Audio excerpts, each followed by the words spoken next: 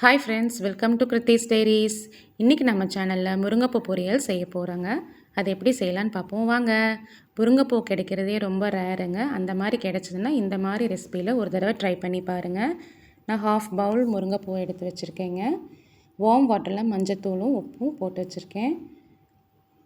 அதை இந்த பூவில் ஊற்றிக்கலாங்க. நல்லா மிக்ஸ் பண்ணி விடலாம்.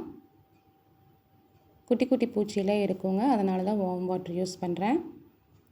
நல்லா கலந்து விட்டு ஸ்ட்ரெயினரில் ஊற்றிக்கலாங்க. ஒரு தடவை பச்சை தண்ணியிலையும் வாஷ் பண்ணி எடுத்துக்கலாங்க. இப்போ வாஷ் பண்ணி ரெடியாக இருக்குங்க. ஒரு கப்பு சின்ன வெங்காயங்க இந்த மாதிரி நீட்டமாக கட் பண்ணி வச்சுக்கலாம். கடாய் சூடானது, நல்லெண்ணெய் ஊற்றிக்கலாங்க. நல்லெண்ணெய் இந்த பொரியலுக்கு சூப்பராக இருக்குங்க. எண்ணெய் காஞ்ச உடனே கடுகு போட்டுக்கலாம். கடலைப்பருப்பு போட்டுக்கலாம். சின்ன வெங்காயம் போட்டுக்கலாம். நல்லா மிக்ஸ் பண்ணி விட்டுக்கலாங்க.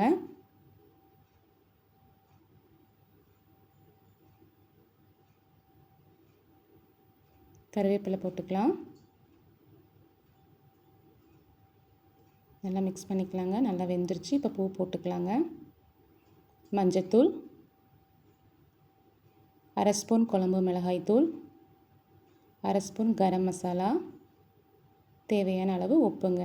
நல்லா கலந்து விட்டுக்கலாங்க. இதில் தண்ணி ஊற்றக்கூடாதுங்க. தண்ணி தெளித்து தான் செய்யணுங்க. சிம்லேயே வச்சு செஞ்சுக்கலாங்க. இப்போ மூடி போட்டுடலாங்க.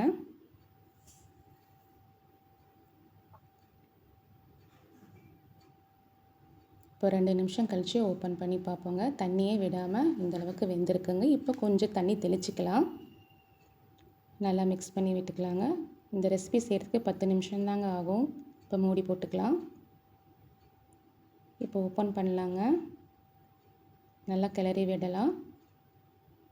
இப்போ பூ வெந்துருச்சுங்க. இப்போ ஸ்டவ் ஆஃப் பண்ணிடலாம்.